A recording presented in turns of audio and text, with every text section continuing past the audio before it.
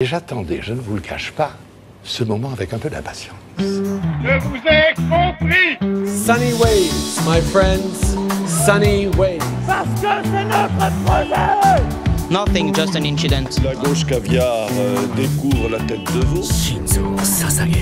Continuer de préserver notre différence comme Québécois parlant français en Amérique. Tout à fait raison, monsieur le Premier ministre. Et bonjour et bienvenue à tous sur Des bières et débats. Salut Astro. Salut. Tu vas bien? Ça va et toi? Ça va, on parle de quoi aujourd'hui? De politique américaine. Oh, ça change. Et parce qu'aujourd'hui on est le 22 juillet et hier Joe Biden a dit ciao, il a dit j'arrête. Ouais. J'arrête. Finito, comme dit Macron. Finito. Il a décidé d'abandonner donc la course à la présidence pour sa propre réélection. Et la semaine dernière, je crois que c'était le 13 juillet, en tout cas vers le 13 ou le 12 juillet, Donald Trump a failli se prendre une balle dans la tête. Et on s'est dit, on va aller faire un petit point politique américaine, parce qu'il y a plein de choses à dire. Et surtout, on vous l'avait promis, dans un épisode, on avait dit qu'il fallait faire un débrief sur la campagne. Qu'est-ce qu'on a bien fait d'attendre? En fait, à chaque semaine, on s'est dit, ok, là, il va falloir. Puis là, il se passe un truc, on fait, ok, attendons un peu. Non, puis fondamentalement, la news de Trump qui se prend une balle dans la tête, c'est pertinent, mais de là à faire une heure de podcast, il n'y a pas grand chose à dire. Une fois qu'on a dit, on n'est pas expert en balistique. On peut dire c'est passé à ça. Voilà. Tu l'as vu d'ailleurs la vidéo où c'est sa reproduction de sa tête en 3D. En reproduction 3D, ouais. Simulé au truc, on l'a vu beaucoup. Je suis en mode, tu vois, je suis pas forcément hyper religieux, etc. Mais je sais que les ricains le sont beaucoup. Et le truc de, c'est un acte de Dieu. Là, moi, je peux y croire. Ah oui, là où moi, tu vois, je suis plus dans le sens théorie du complot. Tout ça a été manigancé depuis le début. Et voilà. Moi, je les ai vus, hein, mais c'est impossible que ça soit manigancé. Mais on va y revenir. Peut-être on fera un petit truc sur ça. Mais donc, c'est ça. Donc, cette semaine, on va vous parler de politique américaine. On va vous faire un peu le débrief. On va vous dire qui seront potentiellement là ou le prochain président des États-Unis. Restez jusqu'à la fin, abonnez-vous. On va aussi vous dire nos petites théories, etc. C'est le point. On en avait fait un il y a quelques mois. Là, on va vous faire donc un deuxième point sur ça. Je pense qu'on a 2-3 trucs à dire. Et donc, on va y aller tout de suite. Déjà, hier, sache que c'est toi qui m'as appris la news. Ouais. Parce que moi, j'ai pas les nouvelles... Tout le temps allumé. Non, mais les pop-up, là. Ok, ouais. Sur le téléphone. Ouais. Parce qu'il y a rien, fondamentalement, que tu n'as pas besoin de savoir 1 heure ou 2 heures après. Je suis totalement d'accord. Et donc, quand bien même tu le sauras, ça changera rien. Mais tu sais qu'à un moment, je les avais sur l'Apple Watch. Et genre là, t'as juste 3 mots qui s'affichent. Et par exemple, quand c'était pendant la guerre d'Ukraine, c'était Trump, balle. Oh putain, what? Ouais, genre c'était Vladimir Poutine déclare et 3 petits points et tu sais pas ce que c'est derrière, tu vois. Ou Macron va s'adresser, et tu sais pas ce que c'est derrière et tu te dis c'est quoi? Donc c'est tout fait pour. Donc je me suis dit j'en ai pas besoin dans la vie, vraiment pas. Et donc et tu vois aussi les battements par minute qui montent au même moment. Tu vois, il y a une coïncidence. Il y a rien qui est besoin, donc je l'ai pas. Donc quand t'as envoyé le message, et j'étais au téléphone en plus avec quelqu'un et je fais attends quoi? Gros gasp. Donc moi, perso, pas si surpris. Je voulais pas faire le mec dans la conversation. Ouais. En mode, je l'avais prédit. Je le savais depuis le début. Je le savais et tout. Mais après le débat, moi je me suis dit, il va devoir abandonner. C'est le débat, toi, qui a été le moment. Donc c'est le débat qu'il y a eu en juin vers le, que je sais plus début juillet ou fin juin, ouais. Où vraiment la date, si tu veux. il était complètement largué, le petit Biden. Et vraiment, je me suis dit, là, c'est terrible. Parce que, en vrai, il n'est plus à ses affaires. On comprend plus. Et après, je vous invite à aller voir les vidéos où vous voyez Biden il y a 4 ans. Au débat, il y a 4 ans. Oui, il n'y a pas si longtemps. envoyé le comparaison, le comparatif. Et en vrai, c'est fou parce qu'il paraissait vieux, mais pas si vieux. Oui, mais le lendemain... T'as vu, il a fait un espèce de débrief dans un espèce de spot de campagne et il a fait vous avez vu, je sais pas si vous avez su, mais il y avait un débat hier, j'étais pas à mon meilleur, puis il paraissait plus en vie. Tout est stagé là. C'est-à-dire qu'il y a un compteur, il a le temps de faire les pauses, il est pas. Oui, mais il y a pas Trump en face de lui qui lui rentre dedans. Puis Trump était pas aussi violent qu'il y a 4 ans également. Bah non, mais il a compris. Tu te rends compte? Il a compris. Ouais, mais il aurait pu taper sur l'agneau blessé. Moi, j'ai été étonné de la gentillesse de Trump. Ah ouais? Moi, depuis le début, Trump, il dit pas tellement il est vieux ou il est maladif. Il dit he's a fool. Il s'est arrêté avec Sleepy Joe. Allez, c'est bon. Avec Joe le dormeur. Ouais. Sleepy Joe, il a arrêté. Et ça, je me disais, soit il veut pas passer pour un bâtard, ce qui est étonnant mais appréciable, soit il sait que lui-même, il veut pas se le faire reprocher plus tard. Donc, voilà. Après, moi, je trouve qu'il est resté quand même agressif, mais en fait, il a compris, je pense, que pour battre Biden, il fallait qu'il devienne présidentiable. Il fallait plus qu'il soit, là je vais utiliser le terme de Macron, il fallait plus qu'il soit disruptif. Ah ouais. Il fallait qu'il soit présidentiable, il fallait qu'il montre au peuple américain qu'il était présidentiable. Et il fait des promesses de président maintenant. Je vais arrêter la guerre en Ukraine. Je vais calmer la Palestine et je sais pas qui, là, la Palestine et Israël. Ouais. La Chine, on va à la guerre commerciale, je vais la calmer aussi.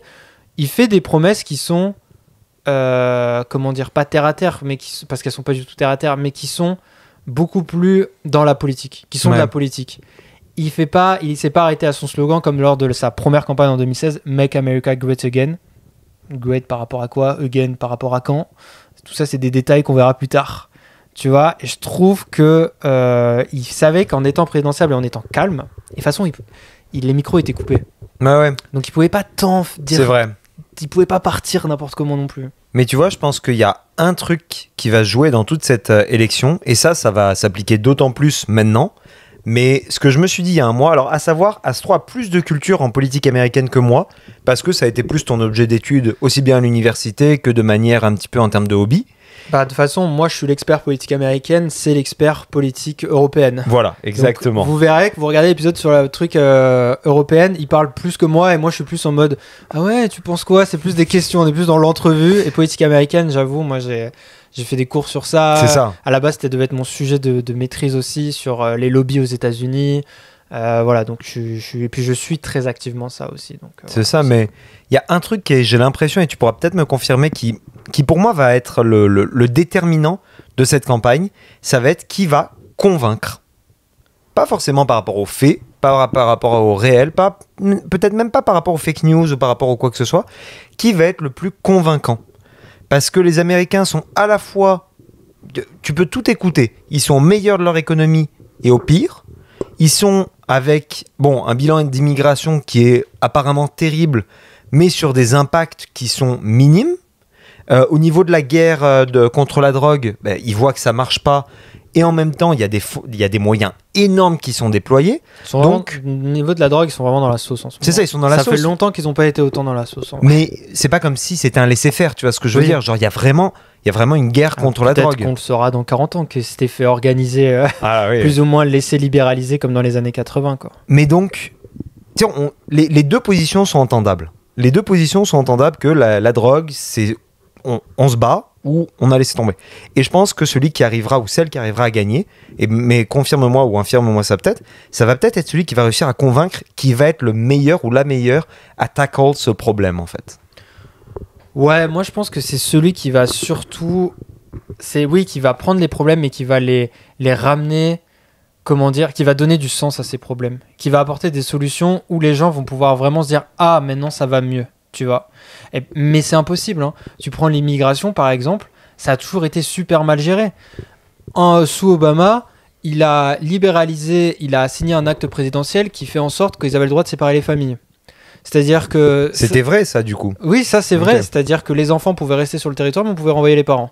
Donc qu'est-ce qu'on faisait des enfants? On les mettait dans des centres communautaires qui s'apparentent aux gymnases après les ouragans. Les fameuses cages là. Ouais, et ça c'était c'était plus quand il y avait des problèmes, disons, de violence ou ce genre de trucs, tu vois. Mais ça ressemble vraiment à rien, les camps entre... c'est pas des camps, parce que c'est péjoratif de dire... Enfin, c'est pas péjoratif, c'est péjoratif ces endroits-là, mais les camps, c'était à signification... problématique. Mais ça ressemble vraiment à des gymnases, ça je te dis, après les ouragans, quoi. Donc c'est vraiment pas ouf, quoi. Et après, Trump, il s'est dit, moi je vais régler le problème, je vais faire un mur. Déplorable. Et après, Biden, il s'est dit, moi je vais retourner à une politique qui est un peu plus sensée. Et on a failli avoir une guerre civile avec une sécession de l'État du Texas sous couvert des migrants. Donc c'était ça la raison principale. Ah ouais. Donc tu te dis vraiment, là ça fait 3 présidents, 3 styles très différents. Un qui était très regardez-moi, je vais faire des trucs. L'autre qui était très en mode je vais casser tous les codes. Et l'autre qui est très administratif. Et les 3 sont pétés les dents, quoi, sur le même sujet, tu vois. Donc c'est plus celui qui va, je pense, amener, ou celle qui va amener vraiment l'idée que on a un plan maintenant pour répondre à nos problèmes. Tu vois, nos problèmes c'est ça, on va y répondre. Mais est-ce que tu crois que ça va être... En fait, c'est ça la question, c'est aussi de se dire, est-ce que c'est on a un plan qui va convaincre ou c'est le plan qui va convaincre? Moi je pense qu'on a un plan. Ouais, c'est ça. Il n'y a pas besoin d'aller tellement plus loin parce que Trump, il joue dans une... Et là, je fais pas souvent les références à ça parce que je trouve que c'est souvent très mal amené.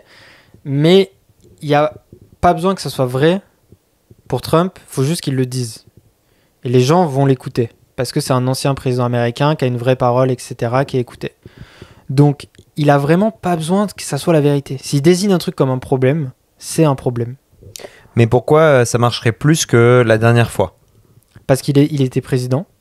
Et que la situation des Américains, dans leur tête, et ça, je sais pas si c'est mondial, enfin, quand on va dire souvent mondial, ça va sûrement être genre pour l'Occident, c'est un abus de langage. Souvent. Mais si c'est en Occident, depuis le Covid, il y a un truc qui s'est brisé là dans l'espace-temps, dans les théories, etc.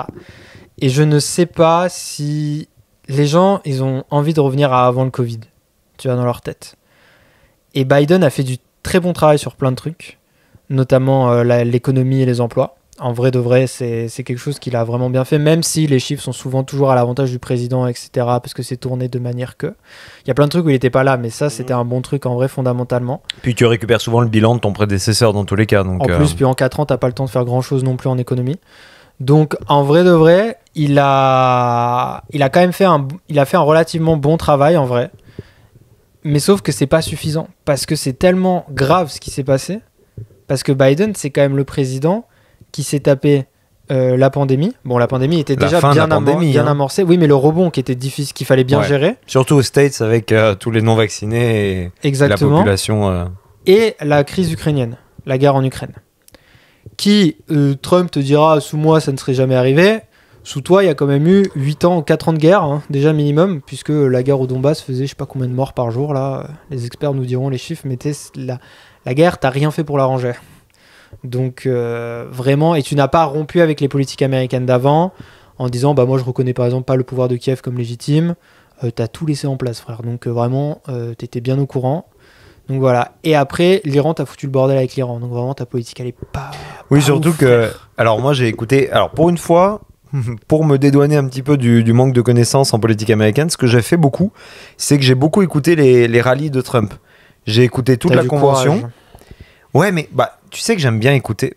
Ok, j'écoute de la télé-réalité, j'écoute des podcasts stupides parce que j'adore voir à peu près Je veux voir des gens qui sont tellement différents que moi. Et je dis pas que je suis plus intelligent que ces gens, mais que tu vois, écoute, avoir une chambre de résonance, c'est très désagréable parce que finalement, tu dis cette personne est tellement d'accord avec moi, puis s'il y a un truc sur lequel elle est pas d'accord avec toi ou qu'elle te outsmart ou en dessous, t'es en mode ah mais tu vois genre tu vas t'arrêter à ce détail. Là où si tu prends quelqu'un qui est tellement différent, là ton esprit tu vois tu peux beaucoup contre-interroger. Et alors les républicains américains c'est pas mal hein, à ce niveau-là parce qu'avec le truc qui sortent et la convention, donc la semaine dernière il y avait donc tout le rassemblement que t'as pleuré ? Non, quand même pas. Mais c'était beau à voir. Ah c'était beau avec Hulk Hogan là. Je me suis connecté quand il a commencé à parler et j'étais en mode mais qu'est-ce qui se passe ? Qu'est-ce que c'est que ce show de pitre ?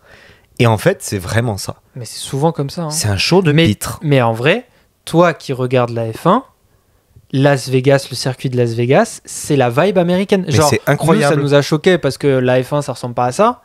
Mais les Américains, ils sont très dans le show. Mais si tu regardes les conventions même démocrates, c'est aussi un show en vrai. Mais... C'est moins un show parce qu'ils sont moins, ils sont plus enfin ils se veulent plus classe et genre plus voilà. Mais ça reste un show. Je veux dire, dans tous les cas, t'as toujours les gars comme... dans ceux qui sont très récurrents, tu vas avoir George Clooney qui va être présent. Tu vas avoir... là, ils essayent à tout prix, les démocrates, je pense, intimement, d'avoir Taylor Swift. Bah oui, forcément. Parce qu'elle peut faire vraiment pencher la balance. Ils vont essayer d'avoir des gens comme Rihanna, comme Beyoncé. C'était Lady Gaga qui avait chanté l'hymne national quand c'est Biden qui a swear in, là, quand il a prêté allégeance au drapeau américain là, pour ça. Donc en vrai... Les Américains, il y a quand même dans les trucs classes, il y a une culture du show. Mais tu vois, c'était... tu vois, je suis allé à beaucoup de meetings de Valérie Pécresse. Beaucoup, n'importe quoi. Je suis allé à un meeting de Valérie Pécresse, mais... Tu la connais personnellement, du coup. Je pris un selfie avec. Non, j'ai même pas réussi. Non, il y a un gars qui m'a poussé pour prendre un selfie. Mais d'ailleurs, elle s'est fait pousser, mais alors violemment par les gens qui voulaient prendre des selfies. Ça a pas l'air avec les chiffres qu'elle a eu, mais elle était très populaire. Et l'ambiance... En fait, c'est là où tu vois que c'est deux pays très différents. Et que comparer la politique française et la politique américaine, Ah, mais ça, c'est ma. Alors, c'est un gros problème et que les médias, malheureusement, font beaucoup trop souvent. mon take favori, c'est ça. C'est que, en vrai de vrai, moi, ça m'énerve de fou. Il faut arrêter. Moi, ce qui m'a surtout énervé, c'est Black Lives Matter. Pas le mouvement. Détail. Oui, détail, parce que Pas le mouvement. ne clippez pas ce moment. Mais l'application en tant que telle, genre, pareil à la France. Avec Naël Mais même en général, je suis en mode, mais vous n'avez. Les Américains, il y a une partie des Américains, c'est des descendants purs et durs d'esclaves. Puis il n'y a pas si longtemps en plus. Hein. C'est leurs arrière-grands-pères. Mm. Globalement, leurs arrière-grands-pères avaient connu l'esclavage. Donc Vous dites nous, ça. ils étaient sur le front Faut savoir de 14 et eux, ils étaient dans les champs de coton. Faut savoir Tu te rends compte, c'est ouf. qu'ils sont à peu près à 3. Si une personne vit 100 ans, c'est 3 générations pour l'indépendance des États-Unis. Parce que c'était il y a 300 ans, les gars. Donc vraiment, c'est vos arrière-grands-parents à peu près s'ils ont vécu 90 ans. S'ils ont vécu un peu moins, c'est vos arrière-arrière-grands-parents. Donc c'est pas si loin en vrai à l'échelle américaine. Donc quand les Américains ils se disent il y a des blancs qui tuent des noirs à la police, c'est de l'esclavage. Bah en vrai de vrai, on n'est pas si loin des mêmes ressorts et c'est des traumatismes qui sont encore présents. C'est comme en France, la logique de dire bah regardez, l'antisémitisme, ça renvoie à les instances les plus graves de l'histoire bien sûr. française. C'est vrai, c'est normal et on a peur de ça et on devrait s'en inquiéter. Mais aux États-Unis, bah c'est la même logique d'appliquer à ça l'antisémitisme. Eux, ils n'ont pas connu un antisémitisme de dingue. Ils ont connu du racisme profond. Même avec le macartisme, où c'était genre dans les années 50, ils faisaient la course pour démembrer les Aux communistes, sorcières. la chasse aux sorcières, et bah les Asiatiques, ils étaient super mal vus. Il y a des Asiatiques qui se sont retrouvés dans des familles, et là pour le coup c'était des Asiatiques, peu importe même si leur pays n'était pas communiste, ils se sont retrouvés dans des camps, entre guillemets, de genre on va être sûr que tout va bien, et ils ont été surveillés par le FBI, etc. Et c'est grave en vrai. Même au Québec, hein, avec la politique du verrou, Oui. où ils cadenassaient les locaux communistes ou même de gauche ou des choses comme ça. Pense à nous de manière française, où on avait des communistes dans le gouvernement de Charles de Gaulle, où on était dans un autre monde. Où on dit, bah oui, les communistes, enfin oui, il y a Moscou, il y a tout ça, mais nous, c'est le communisme français. Mais Donc- vis-à-vis des Américains, le communisme, c'est la pire chose du monde. C'est Cuba, c'est les missiles, c'est la guerre froide. C'était il y a 20 ans, 30 ans. C'est les Russes. C'est fou. Donc en vrai de vrai, ça m'énerve moi souvent quand on applique, et d'ailleurs c'est pas pour dire qu'il n'y a pas de racisme en France et qu'il n'y a pas de problème, etc. C'est juste que les sources du racisme et même de notre Sont pas enjeu les qu'on mêmes. a par rapport à l'immigration, qu'on a par rapport même à nos... Les États-Unis n'ont jamais eu de colonie à proprement parler. C'est ça, nous, il est post-colonial, notre racisme. Notre là racisme, où, il est post-colonial et il est très particulier du coup.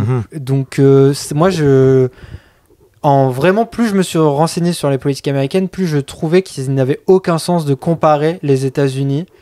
Parce que les États-Unis, déjà, c'est un pays à l'intérieur d'un pays.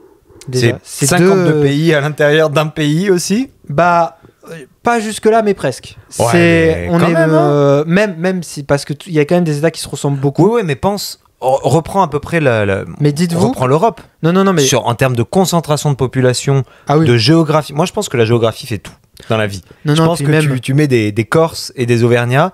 Les deux, ils vivent dans des montagnes isolées, etc. Par rapport à des gens qui ont vécu près des côtes, par rapport à des Marseillais qui ont vécu près d'un port. C'est pas la même chose, c'est pas la même culture, c'est pas la même. Tu vois, il y en a qui ont eu des échanges commerciaux, d'autres qui ont été dans les montagnes avec Non, les mais chefs. ça, je Donc, suis d'accord, moi. les Américains qui sont sur un territoire aussi grand, avec des populations immigrées qui sont installées plus dans certains États que dans d'autres, etc.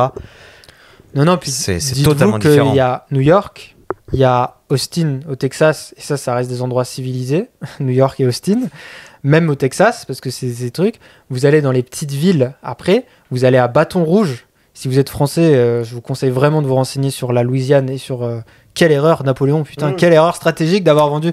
Parce que c'est pas lui qui a vendu. c'est pas la Louisiane qu'on connaît, hein.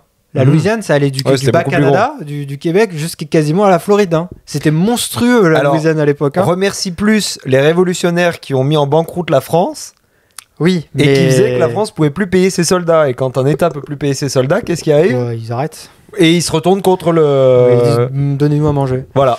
Mais donc, ça... Fun fact. Louis XVIII, quand il revient au pouvoir en France, évidemment tout le monde est en mode ouais, yes, c'est plus Napoléon, on va plus on va plus se battre, etc. Et sauf que du coup il arrive dans un pays qui est en banqueroute parce que tout le monde a prélevé la France de post-Napoléon, et donc il fait l'armée, on a beaucoup de soldats là, puis on peut pas tous les virer, ça le fera mal. On va juste les payer la moitié. Et donc, ils sont appelés les demi-soldes. Et ils sont nommés comme ça. Et c'est une des massives raisons de pourquoi Napoléon a eu le tapis rouge par tous les soldats et que personne n'a tiré sur Napoléon quand il est revenu. Parce que Napoléon a dit, mais je toucherai jamais au centime du soldat. Là où Louis XVIII, il est arrivé, puis il a dit à tous les soldats, merci de me protéger, les gars. Maintenant, on vous paye plus. Bon, bah, voilà. Mais donc, dites-vous que vous prenez l'Arkansas, vous prenez l'Alaska. L'Alaska, c'est super loin. On oublie. L'Alaska, c'est frontalier avec la Russie, les gars. Vous prenez Hawaï. Et Hawaï, faut voir la gueule des gens qui vivent à Hawaï. Ça n'a rien à voir avec des gens qui ont la gueule de quelqu'un qui vit en Arkansas. Et vous prenez la Pennsylvanie et genre, Scranton, si vous regardez The Office. Et vous prenez après. Là devient Biden. C'est ça, New York. C'est un pays, c'est l'équivalent de dire. Pour moi, c'est quasiment dire que toute l'Europe occidentale, c'est un pays. Ouais. Ou dire que l'Afrique, c'est un pays, ou des choses comme ça, tu vois. Ouais. T'en as plein qui vont dire mais ça, oui, c'est bon, plus extrême en vrai, parce que l'Afrique, ça se ressemble vraiment pas, tu vois. C'est ça. Mais tu vois, en vrai, entre l'Italie, le Portugal, l'Allemagne, et jusqu'à. Genre, je mets pas les pays d'Europe de l'Est, parce que ça, c'est un autre concept. Il y a quand même la Suisse et tout, il y a quand même un truc un certain socle commun, tu vois. Il y a une histoire commune. Tu vois, plus globale, tu vois. Et tu peux rajouter les Anglais parce qu'on s'est tellement rentré dedans avec eux qu'on peut les mettre dans le même lot. Voilà. Les États-Unis, c'est un peu ce truc-là, tu vois. Ouais. Mais bref, tout ça pour dire que ça n'a aucun intérêt de comparer la politique américaine avec, avec la politique européenne. Donc, et surtout française. Mais pour revenir à notre sujet principal, et donc, reparlons peut-être de l'assassinat de Trump. Parce que moi, j'ai envie la tentative d'assassinat de Trump, parce que j'ai envie de débunker un truc. Parce que je trouve que les gens n'ont pas réfléchi à cette question, et j'en ai fait partie, et ça m'a énervé.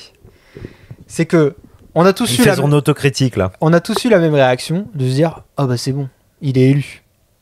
Parce que comme il a survécu à sa balle, ça va être Jésus. Et comme il l'a dit, je ne devrais pas être là. Et t'as écouté son discours Ouais, ça je l'ai écouté par contre. C'était incroyable. Ben moi, t'as envie de voter pour lui à la fin en vrai. Hein. Dans 40 ans. Moi, je me foutais de sa gueule, hein, vraiment. Enfin, c'était... Non, mais en vrai, par contre, il a vraiment eu de la chance, quoi. Moi, je comprends qu'il se sente miraculé en vrai. C'est dingue en vrai, parce que. Moi, j'ai ma petite théorie qui veut plus. Parce que il bouge la tête, c'est aléatoire comment il bouge la tête. Ouais, mais il y a un truc qui a changé sur son visage depuis. Ah oui, mais je pense que ça l'a traumatisé. Moi, je pense qu'il veut plus. Mais c'est ma petite théorie, ça n'a aucun fondement. C'est possible. Mais c'est juste que je l'ai vu toute la convention, parce que du coup, j'ai regardé les 4 jours, etc. Parce et dès qu'il y avait la caméra sur lui, il a plus la patate. Parce que... mais donc, tout le monde a dit il a gagné, parce qu'il a survécu et tout. Et moi, la minute d'après, j'ai dit c'est bon, il a gagné. Mais en fait, c'est faux. En fait, c'est que c'était une erreur de penser ça. Vraiment fondamentalement de penser que Trump, parce qu'il a survécu à un attentat. Parce qu'en vrai de vrai, je suis allé voir dans l'histoire des présidents américains qui se sont pris une balle, et ça n'a jamais eu d'impact sur l'élection américaine. On n'a pas d'exemple. Enfin, tu compares l'histoire avec aujourd'hui, mais dans un contexte différent. Aujourd'hui, tu prends une balle, Instagram va te le rappeler pour les 100 prochaines années. Ah, mais quand Reagan s'est pris une balle, on a bien entendu parler. T'avais pas tu vois ce que je veux dire ? Ça a quand même fait les beaucoup gens, ils parler. allumaient leur téléviseur à 20h. Ils avaient pas... Ouais, mais je pense qu'il y a un peu un truc de... C'est qu'en fait, ça n'a aucun impact sur la campagne, le fait qu'il s'est pris une balle. C'est que... il a remonté de 6 points dans la plupart des swing states. Hein. Oui, mais parallèle. En fait, overall, genre quand tu prends toute la carte américaine, il a créé un écart d'1 point avec Biden. La semaine d'après, sur toute la carte. C'est vraiment pas beaucoup.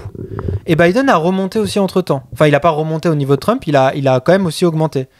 Donc en fait, ils ont tous les deux augmenté, mais il a creusé l'écart d'1 point. Donc c'est pas monstrueux.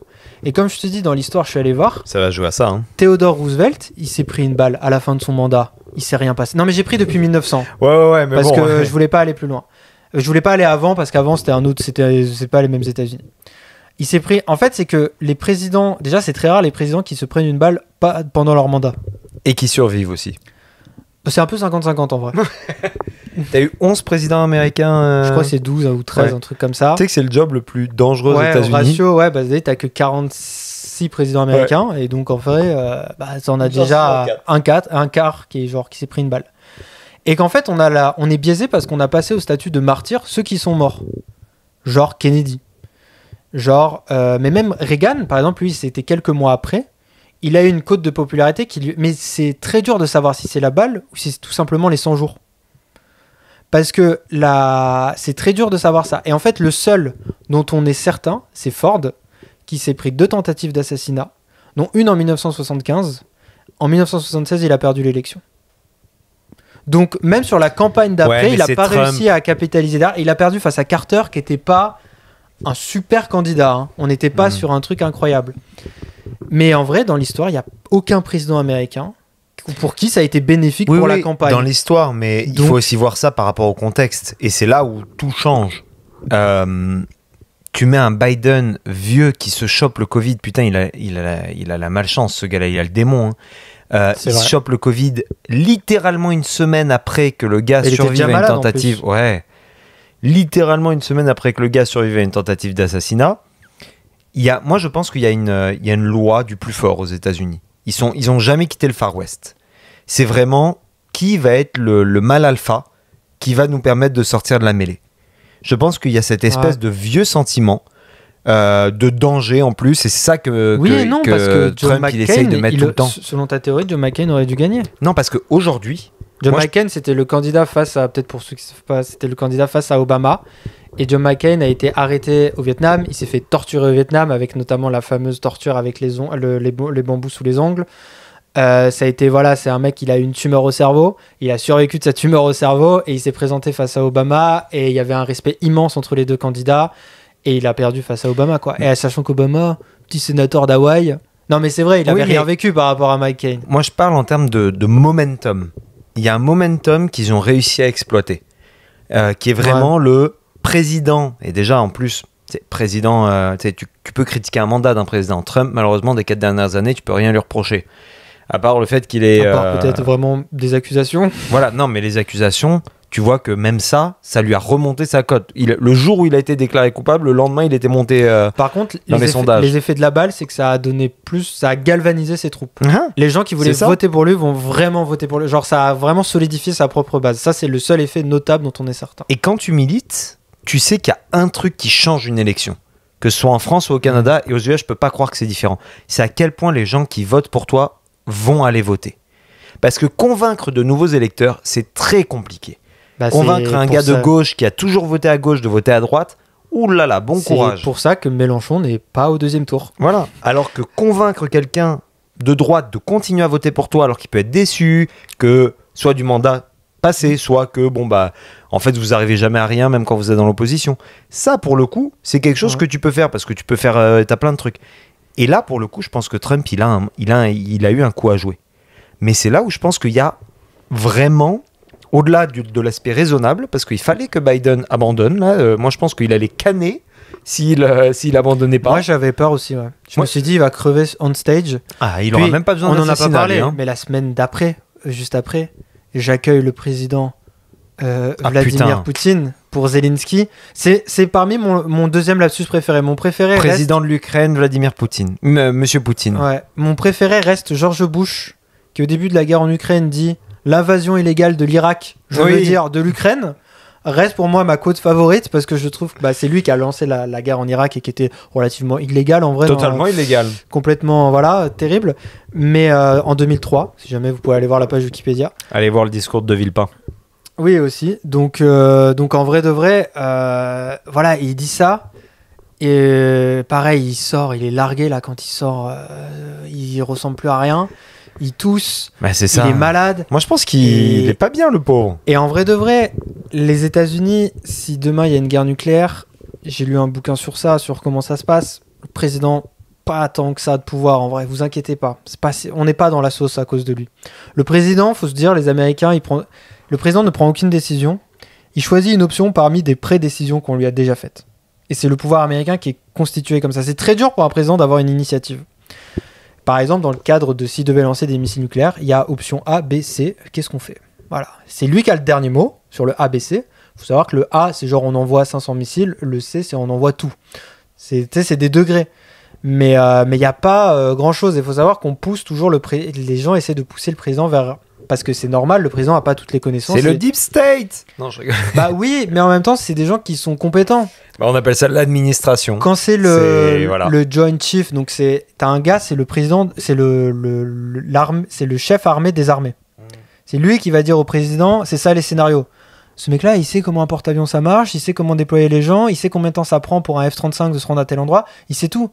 Donc c'est sûr, quand il conseille le président, c'est un expert, quoi. Tu vois. Puis c'est normal, parce que déjà qu'on demande à un président, et moi j'ai toujours trouvé ça très malhonnête, de demander à un homme... Déjà, t'as un boulot, j'ai un boulot.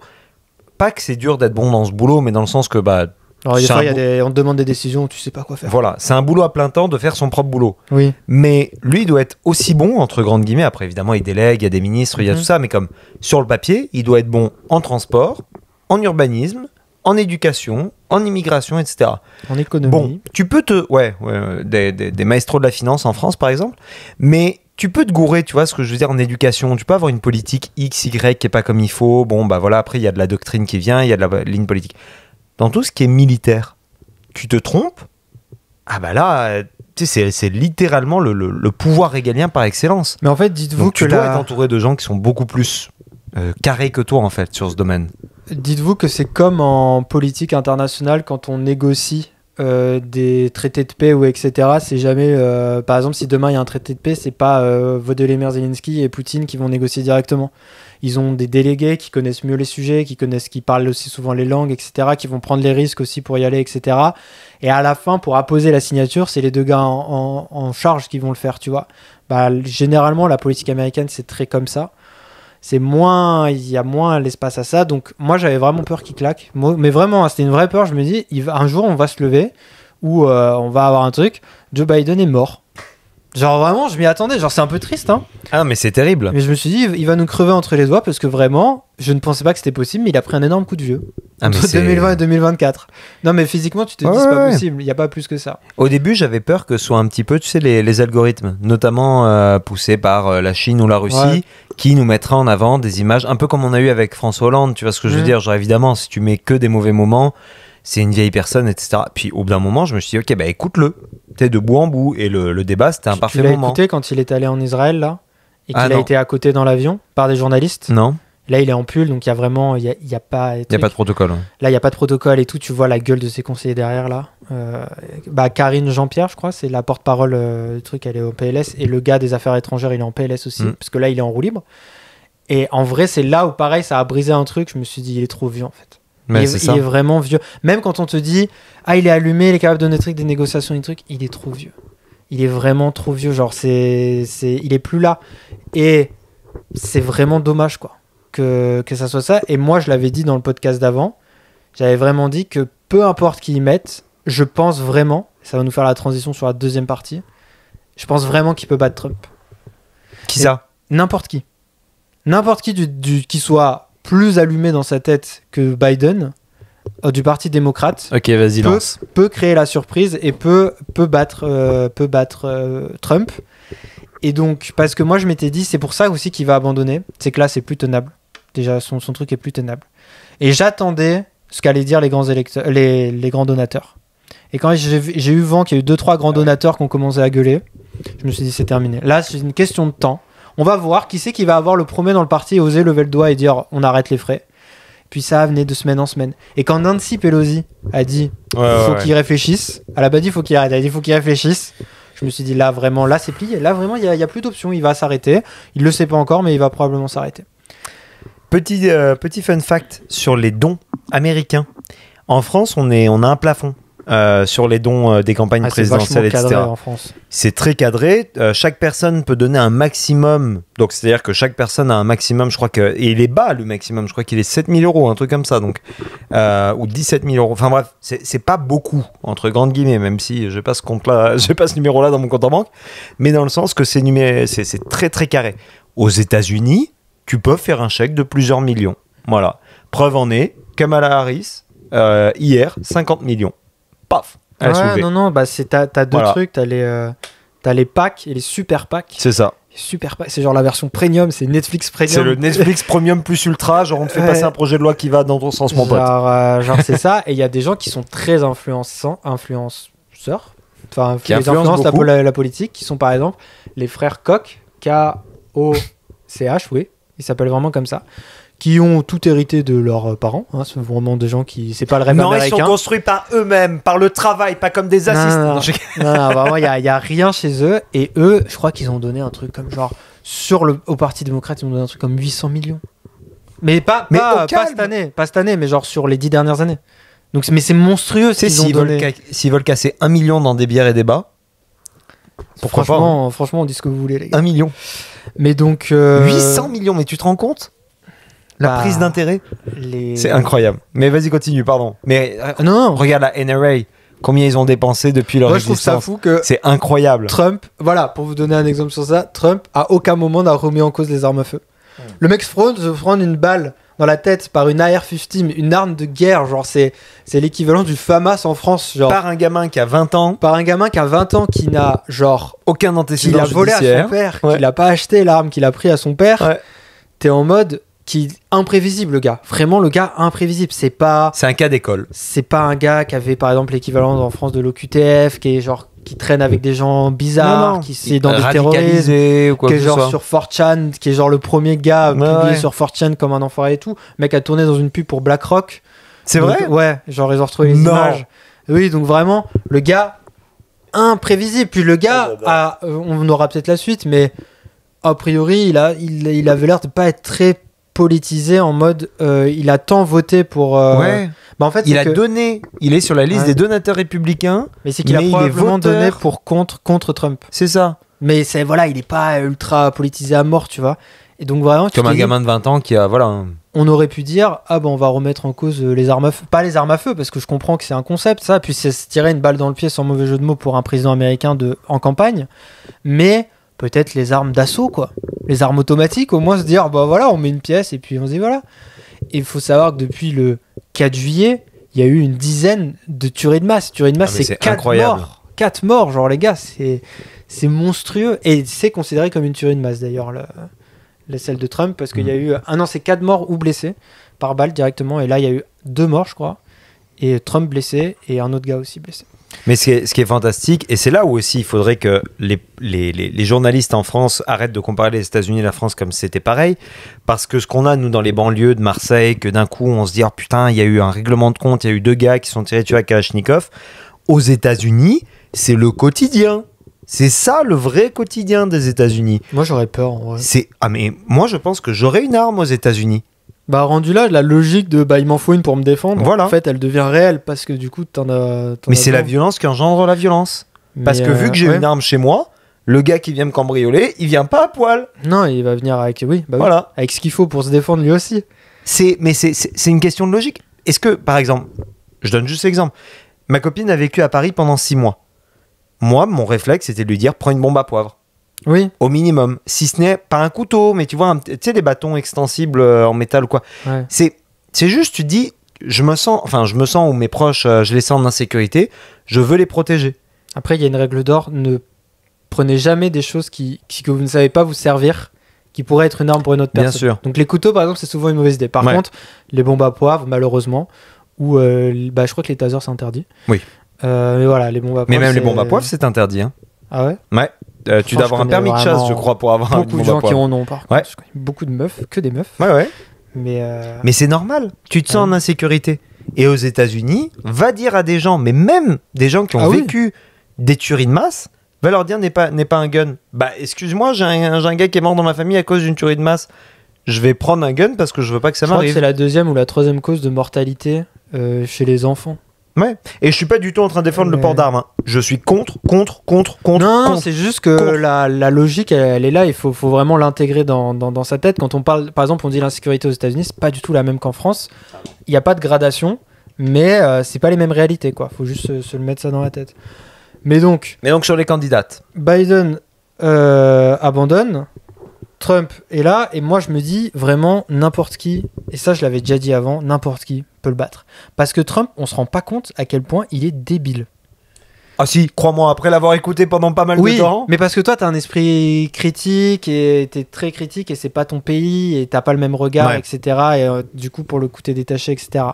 Mais là, j'ai lu un article de La Presse. La Presse, c'est un journal au Québec. Il disait que ce qu'on attendait de Biden, ce soit qu'il soit capable grossièrement d'aligner 2 mots, quoi.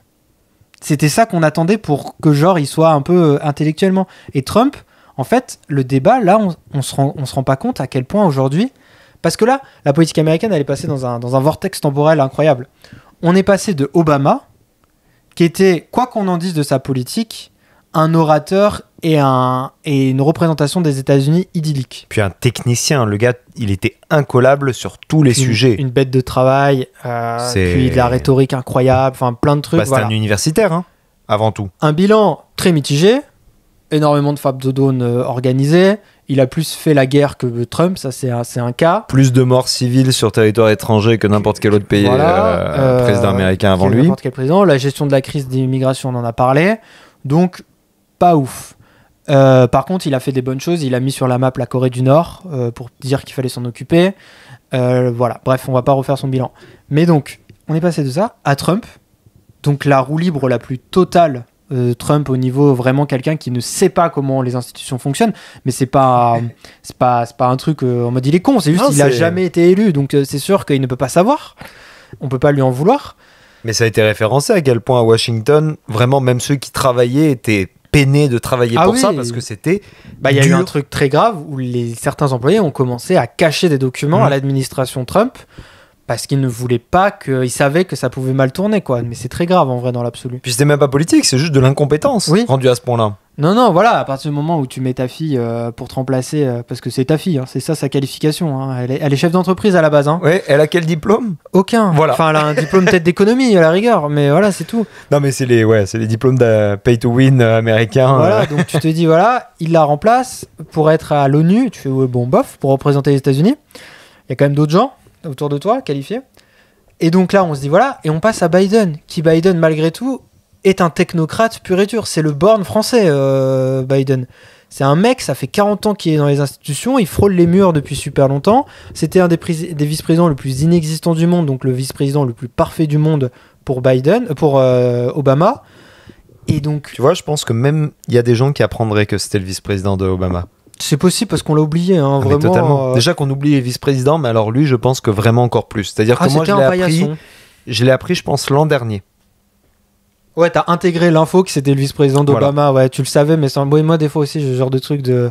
comme j'ai appris cette année que vraiment, j'ai intégré l'info que Bardella, en fait, il avait jamais été élu à l'Assemblée nationale. Non. Dans ma tête, j'étais presque réussi à fantasmer des images de lui à l'Assemblée nationale. Tu sais, genre des trucs où je le vois gueuler ou quoi. Non. Tu vois, donc bon, tout ça pour dire que voilà. Et là, on arrive et donc ça fait 10 ans, vraiment 10 ans, depuis 2016, où la politique américaine, on n'a pas des tocards, mais on a des gens qui savent pas s'adresser au public. On a des gens qui sont lunaires en fait par rapport à ce que c'est censé être la politique américaine. Parce que là, il faut avoir, ça va paraître condescendant, mais il faut avoir de la culture de la politique américaine pour se rendre compte que c'est vraiment même le cas de Biden, c'est lunaire qu'il soit président, ce mec-là, aujourd'hui. Parce que c'est pas quelqu'un qui est présidentiable. C'est comme si Pence, demain, était président, quoi. L'ancien vice-président comment il s'appelle, de Trump. Petite question, sur la primaire républicaine, t'aurais vu qui, toi ? Qui aurait dû gagner ? Que t'aurais voulu, et après qui aurait dû gagner. En vrai, j'ai trouvé que moi j'aimais bien la meuf. Nikki Haley. Ouais, Nikki Haley, parce que je trouvais qu'en fait elle avait un CV qui me disait on peut être pour ou contre sa politique. La meuf a été représentante des États-Unis à l'ONU. Elle est calée sur ses sujets. Elle a de la poigne, elle envoie. Et en fait, c'est Sarah Palin. Elle respecte le droit des femmes. C'est Sarah Palin qui devait être la vice-présidente de John McCain. Sarah Palin qui te dit de long, large en travers, je suis contre l'avortement. Et qui vraiment se fait choper un mois après avec sa fille dans une clinique d'avortement pour sa fille.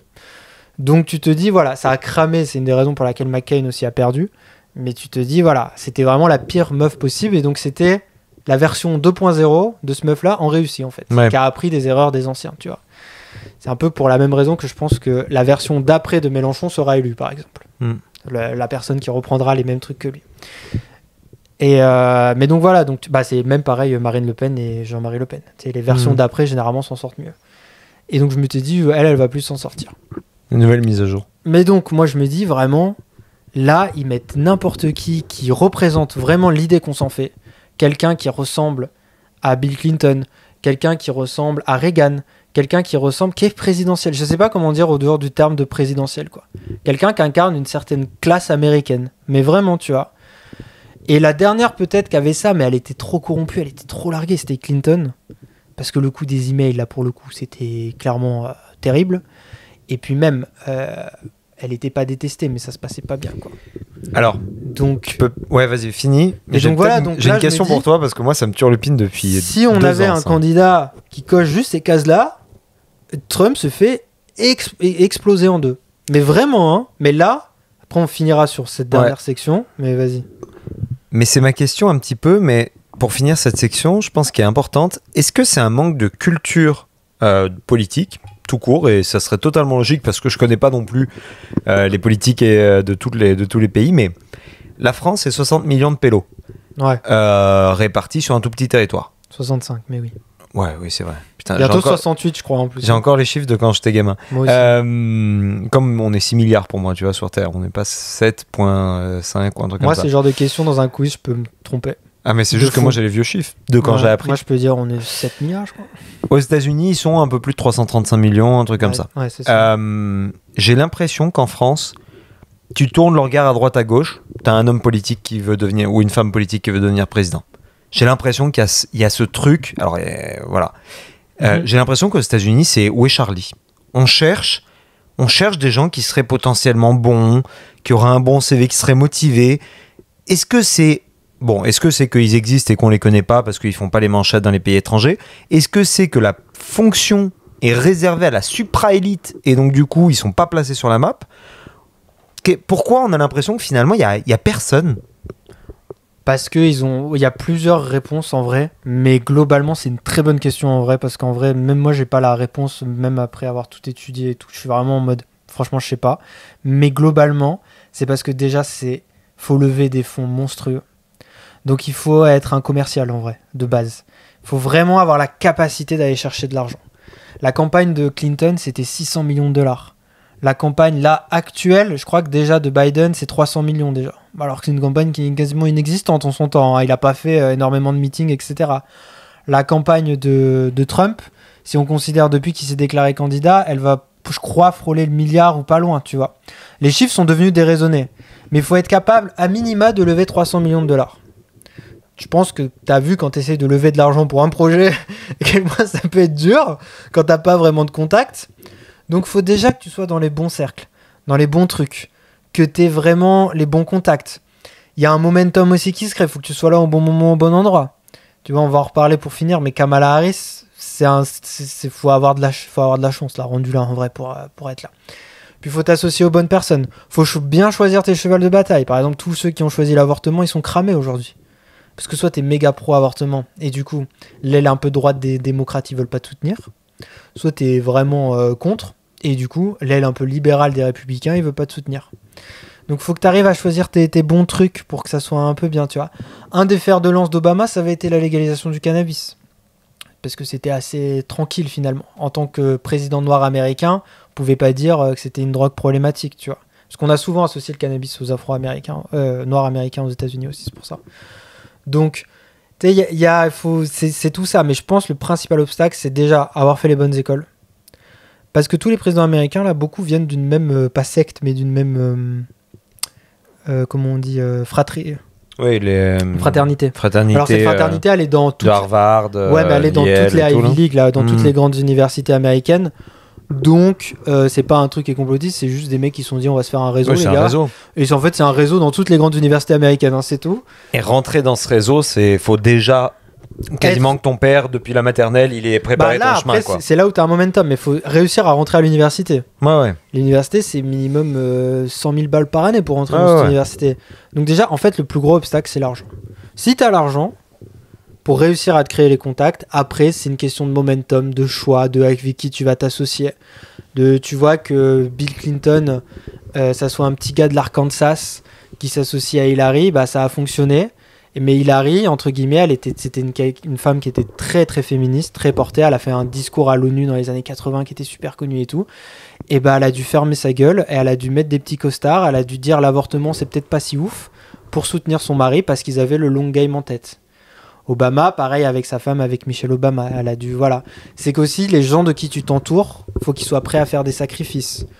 Ou alors tu l'as fait la Biden, mais ça c'est plus difficile. Tu grindes. Tu grindes pendant des années en espérant, mais la moindre crise, le moindre gars qui a du charisme, il va t'écraser. Donc tu peux pas. Mais tu remarques, c'est souvent ils ont des parcours assez proches. Parce que c'est ça donc c'est un peu aussi une certaine élite qui peut y accéder et donc littéralement tout ce que les founding fathers voulaient pas en fait c'est ce que tu me décris parce que c'est les aristocrates, c'est les le seul qui a réussi à briser le truc c'est Trump, mais parce qu'il est multimilliardaire, voilà. Et il a dit bah moi je vais y aller tout seul, et il s'est pris à 3 fois aussi. On l'oublie trop souvent qu'il a essayé de se présenter en 2004 mais il a très vite abandonné. En 2008 il avait fait des badges et tout. Et il a abandonné aussi. 2012, il s'est pas présenté. Et 2016, il s'est présenté. Donc, vraiment, tu te dis, le gars, voilà.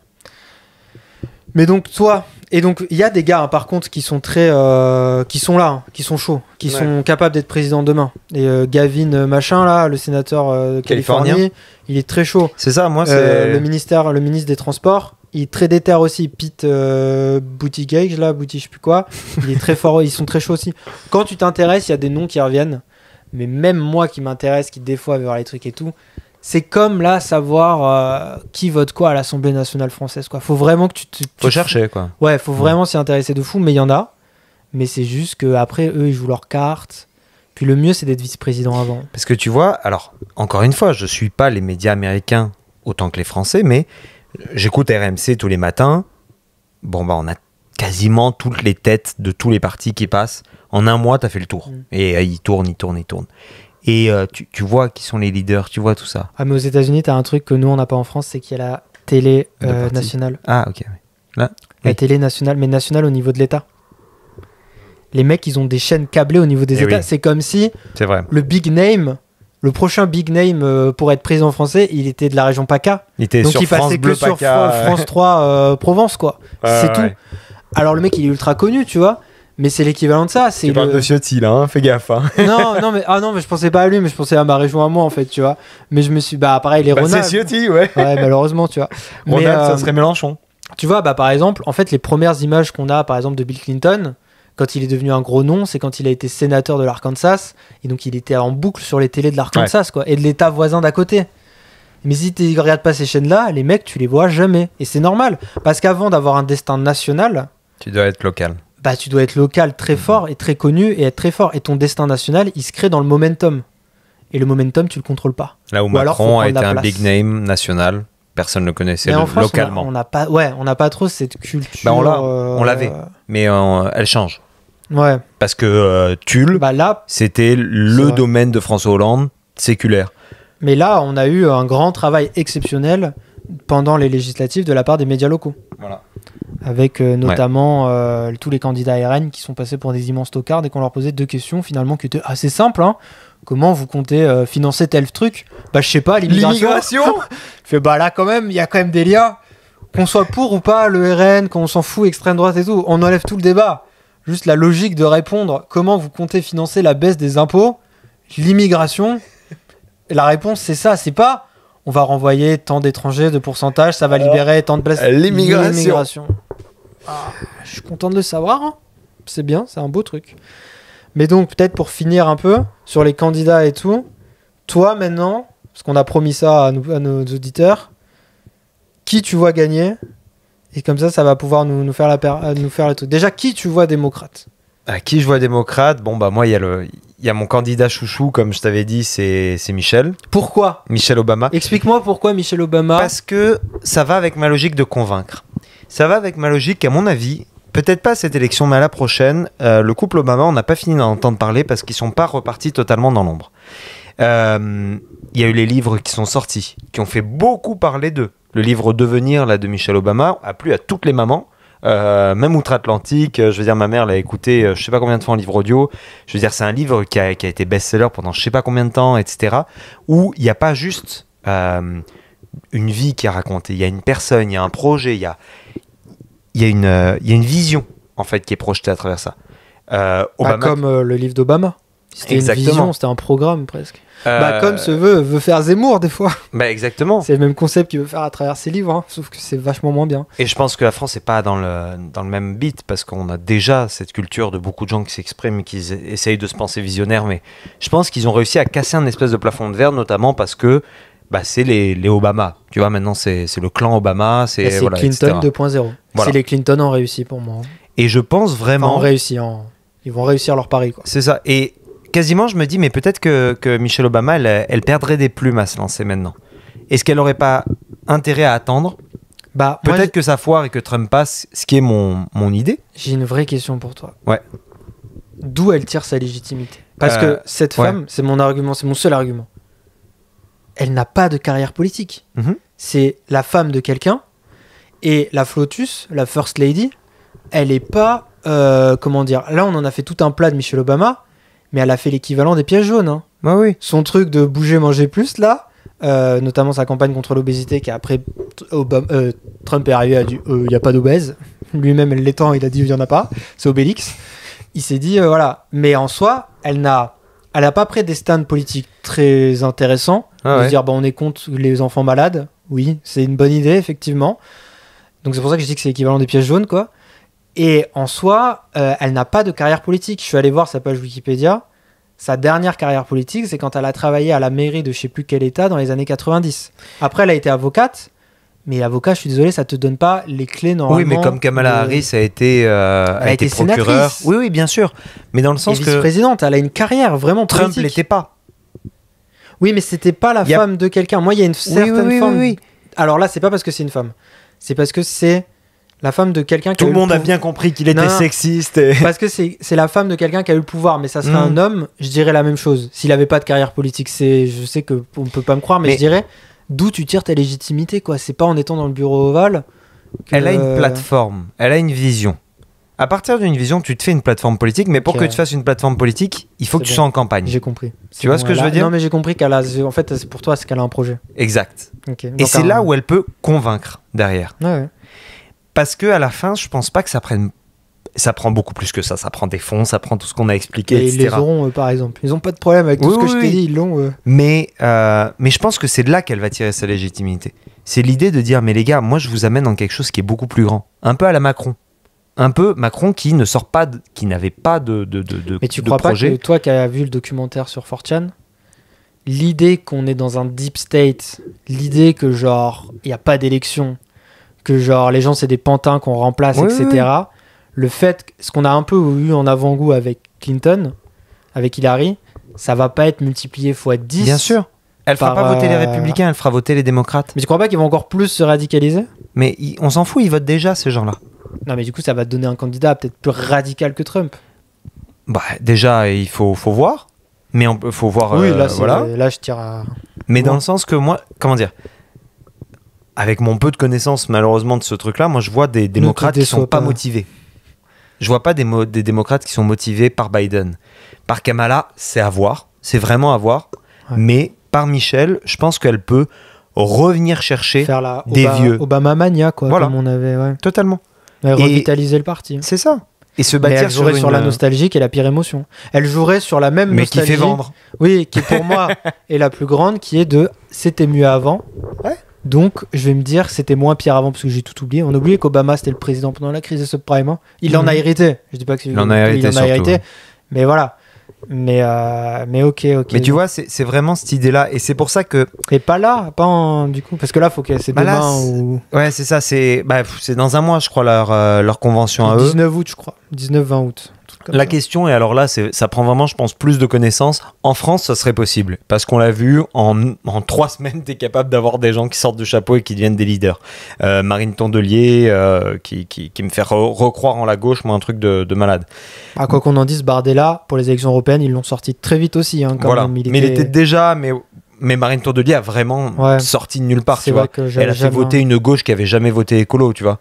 Elle a fait remonter, enfin, un truc de malade. Aux US, je sais pas si c'est possible. Et j'ai peur que aussi elle se crame sur un truc comme ça, tu vois.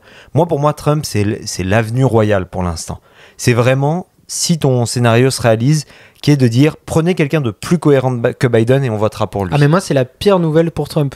Là, il est dans une sauce, il est en train de réaliser, à mon avis, mais il est vraiment dans une merde noire.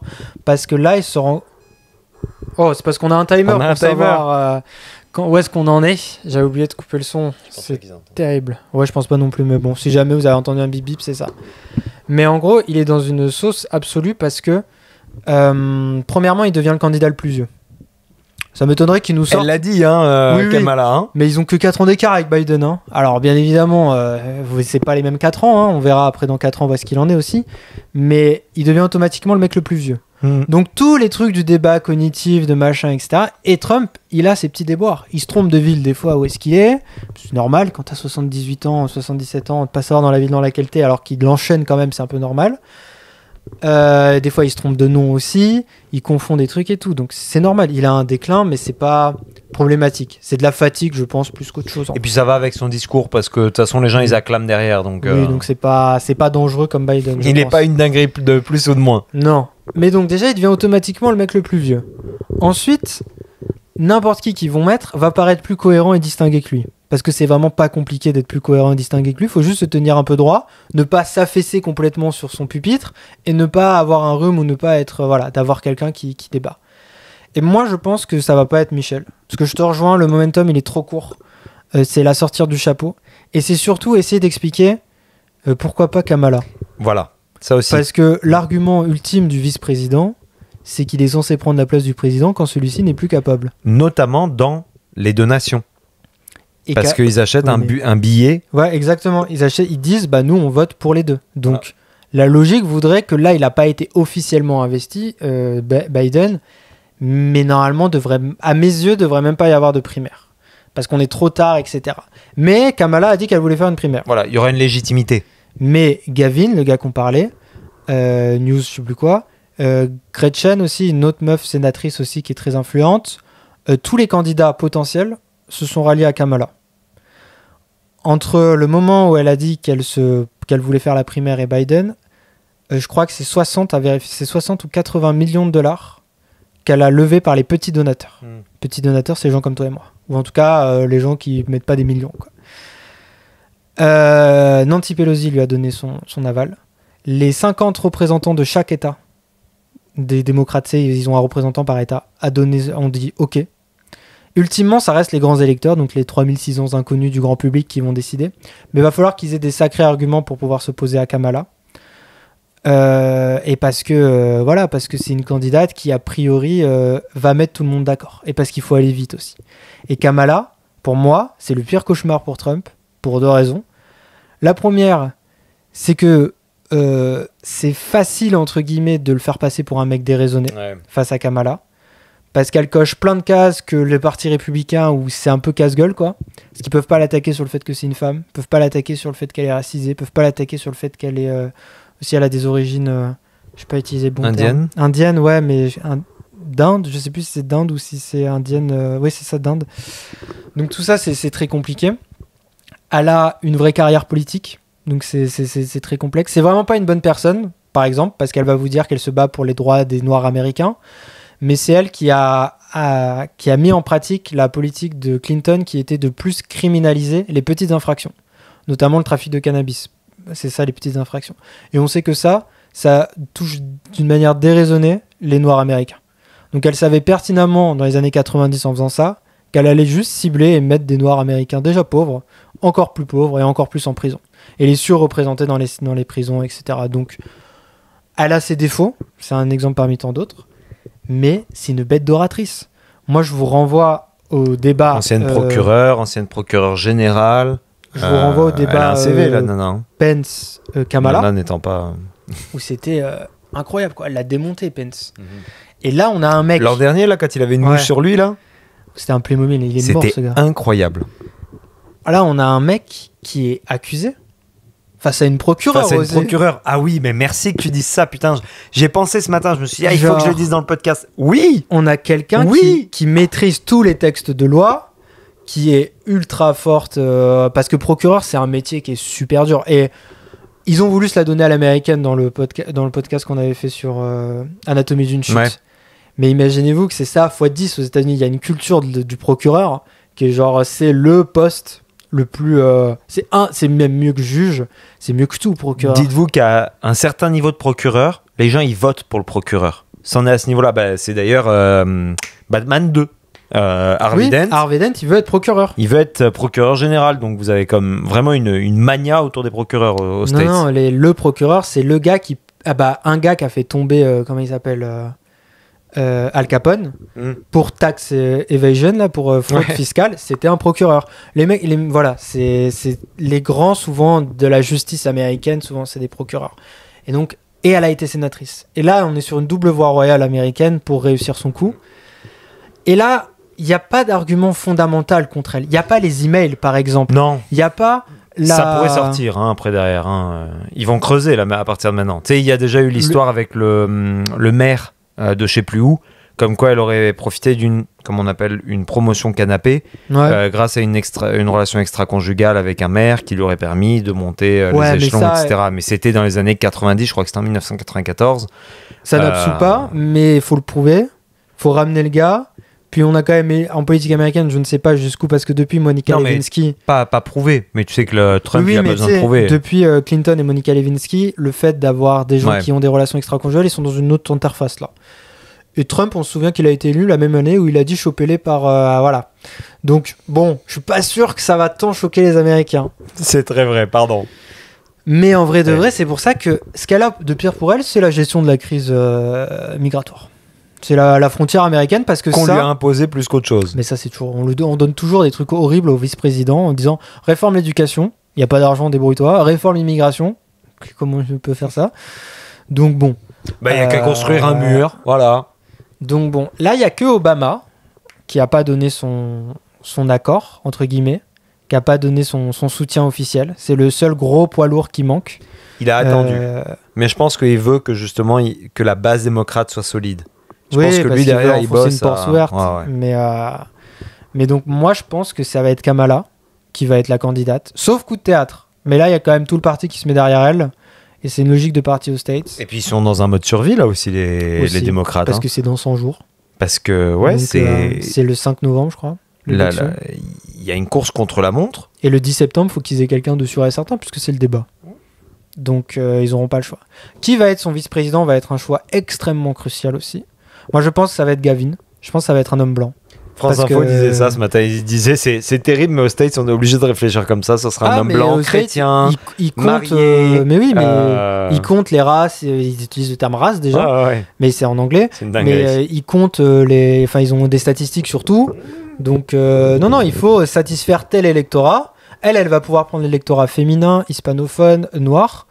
Mais les hommes blancs, qui sont une gros donateur et qui sont des gros représentants de l'électorat démocrate, il faut aller les chercher aussi. Donc voilà. Et là aussi, il y a plein de gens, même des républicains, qui ne veulent pas voter pour Trump, qui vont se dire moi je vais peut-être voter pour elle. Surtout si son vice-président, c'est un homme blanc. On va pas se mentir. Je vais voter pour Gavin ou voilà, des trucs comme ça. C'est-à-dire que même, il y a le nom qu'on entendait sur Internet, tous les gens qui disaient franchement, j'ai envie de me tirer une balle, l'un ou l'autre, j'ai pas envie. Là, il y a un choix qui va se dessiner qui va être un peu plus concret parce que ça sera comme pourquoi on a voté pour Macron en 2022, c'est pour voter contre quelqu'un. Et là, les Américains, ils vont faire un truc assez rare chez eux. Ils vont dire, nous, on veut pas Trump parce que Trump, il repousse beaucoup de gens quand même. Il y aura peut-être un front anti-républicain. Ils vont faire un petit barrage comme des castors, tout comme en Europe, et ils vont se dire on va faire contre Trump. Donc Trump, c'est vraiment un scénario cauchemar pour lui. Il était sur une voie royale où il y a 2 semaines, mais vraiment 2 semaines, je t'aurais dit il est réélu. Vraiment, il est réélu. Là, c'est mon demi-call où je t'avais dit vraiment ils mettent n'importe qui, je pense qu'il peut y arriver. Et là, c'est une candidate très sérieuse. Et je pense que tout se déjouera au débat le 10 septembre, voilà. Je pense que ça va être là, tu sais où tu dis il y a des instants clés, ça va être un instant clé. Mais si elle se chie pas dans la colle, et je lui fais confiance pour y arriver parce qu'elle a de l'expérience, c'est pas quelqu'un qui ne sait pas parler en public. Puis le débat, c'est son métier à la base. Je pense qu'elle va pouvoir gagner de justesse. Parce qu'il y a aussi, ça sera sûrement Gavin, parce qu'il faut quelqu'un de la Rust Belt là, qui va représenter les blue collars, les cols bleus. Donc voilà. Mais je pense qu'elle va réussir à créer un momentum Et la machine médiatique occidentale aussi va la soutenir. Bah, c'est ça. Le Canada va la soutenir.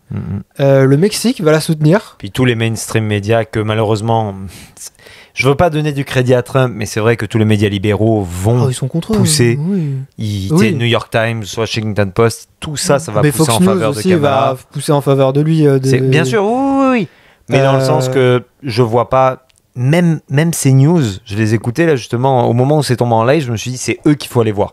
Faut aller voir ça, et tu voyais que même sur le plateau, ils avaient du mal. Ouais. T'avais la vieille, la Lévi, qui était chaud pour Trump parce qu'elle mais elle a supporté le Black Lives Matter, etc. Mais ils n'avaient pas de cartouches, tu vois, pour ça. Ils ont pas les cartouches pour Trump. Non, puis même Black Lives Matter, ça reste quelque chose aux États-Unis qui est banal. Il y a eu un momentum, mais ça existe depuis 2013, Black Lives Matter. Hein. Ouais. Et que pour les deux autres pays qui vont peut-être pouvoir nous saouler ça, c'est la Chine et les États-Unis, la Chine et la Russie.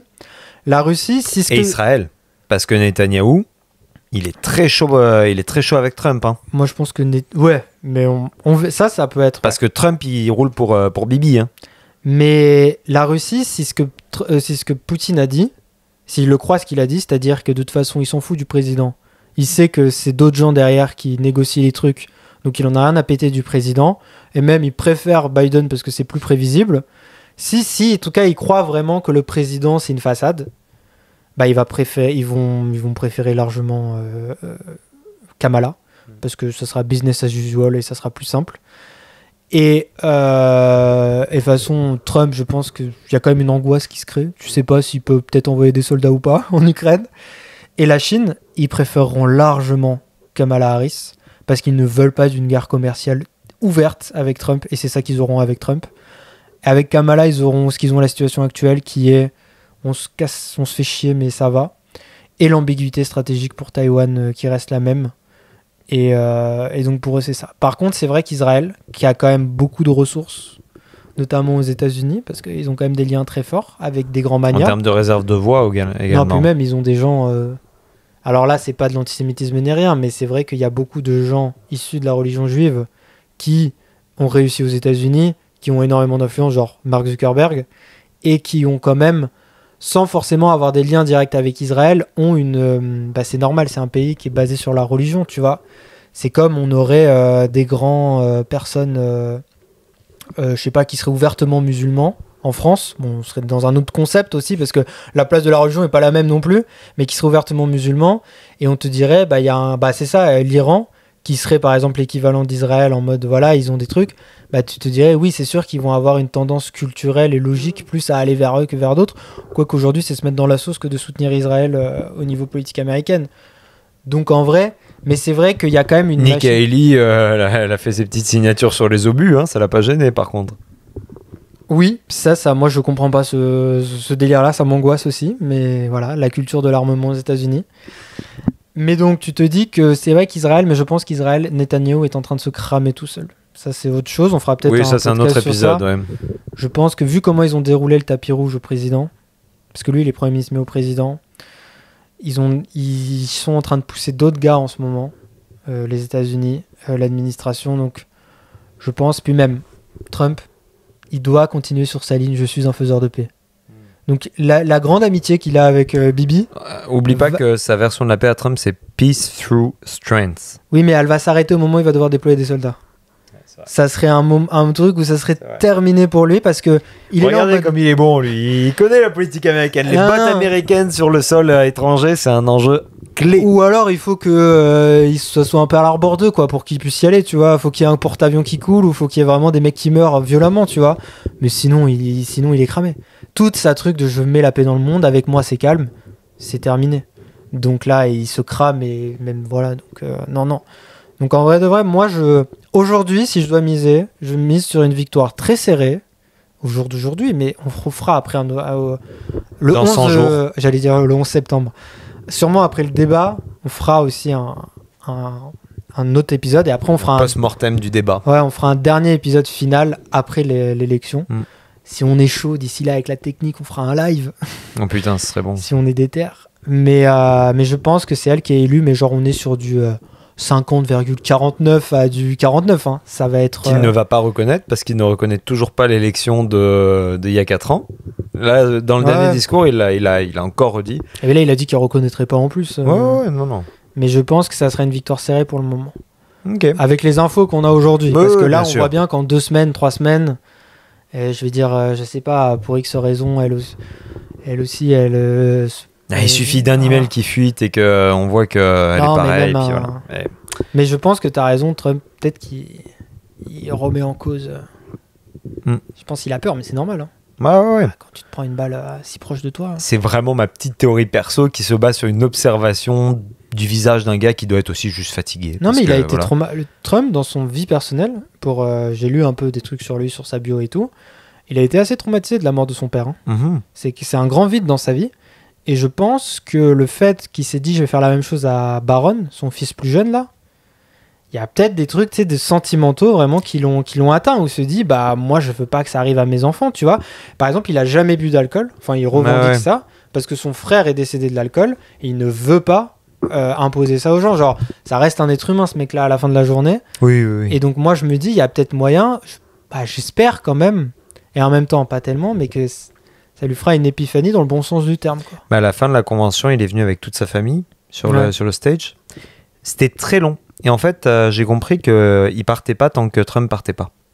Et même le public, honnêtement, au bout d'un moment, il y avait la musique à fond et tout, et ils avaient un peu arrêté d'applaudir parce que pour avoir été un truc comme ça, vous applaudissez beaucoup. Et à la fin, t'as vraiment mal aux mains en tant que public.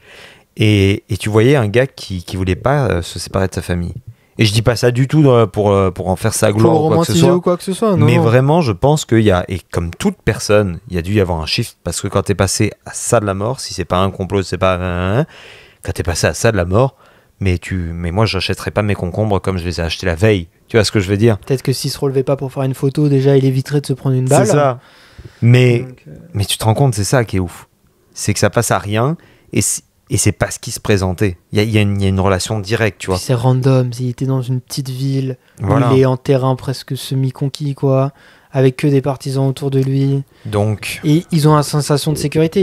Puis c'est un ancien président, donc il y a tout le secret de service qui est là pour lui. Ils sont entourés en permanence par de la sécurité, donc ça crée de la sécurité interne, quoi. Puis je sais pas. Et non, moi je peux comprendre que ça va changer. Je ne pense pas qu'il va jeter l'éponge. Non, j'ai pas ça, mais dans sa tête... Je pense que ça va, peut-être le calmer. Mais bref, ça va mettre fin à l'épisode. Merci à tous et à toutes d'avoir suivi cet épisode. On se dit à très vite, probablement pour un épisode F1. Je pense qu'il n'y en aura peut-être pas d'autres d'ici là. Et puis, en attendant, portez-vous bien. Suivez l'actualité, mais lisez pas n'importe quoi et croyez pas tout ce que vous voyez. Abonnez-vous. Et puis, on se dit à très vite pour un prochain épisode. Bye. Peace.